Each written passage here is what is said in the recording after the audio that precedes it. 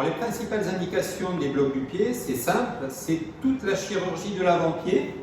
La limite des blocs du pied, c'est la position du garrot pneumatique. Donc qui dit bloc du pied va vouloir dire garrot à la cheville, ce qui fait que pour la chirurgie de l'arrière-pied, en fait, ce seront des blocs qui seront moins utilisables parce que le chirurgien aura besoin de mettre un garrot plus proximal.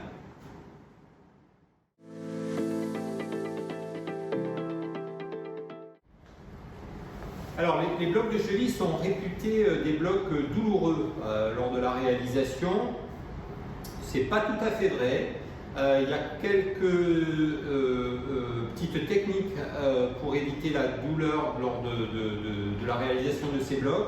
C'est premièrement éviter les ponctions osseuses, notamment le périoste. Donc on va vous présenter notamment pour le fibulaire profond une technique qui permet de libérer le nerf fibulaire profond du périoste. Et la deuxième chose, c'est qu'il y a beaucoup de tendons qui passent et il faut éviter de passer bien sûr à travers un tendon qui là pour le coup est très douloureux pour le patient. Pour le reste, c'est des blocs assez classiques. Donc la sédation s'adapte en fonction du degré d'anxiété de vos patients. Moi, j'utilise assez régulièrement juste 10-20 mg de propofol pour assurer un bloc de cheville. Donc vous voyez, c'est une sédation très limitée. Donc c'est effectivement une des limites, la position du garrot pneumatique. Si votre chirurgien souhaite mettre un garrot pneumatique au niveau du mollet, en fait il faudra faire une technique d'anesthésie différente, un bloc plus proximal, poplité par exemple, ou bien une autre technique d'anesthésie, une rachianesthésie, une anesthésie générale. Et vous pourrez utiliser dans ces conditions les blocs du pied uniquement pour assurer l'analgésie post-opératoire.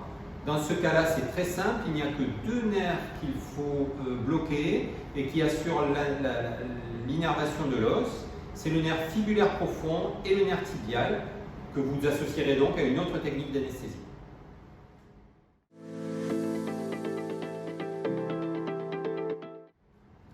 Alors le cathéter périnerveux, c'est une limite également des blocs à la cheville.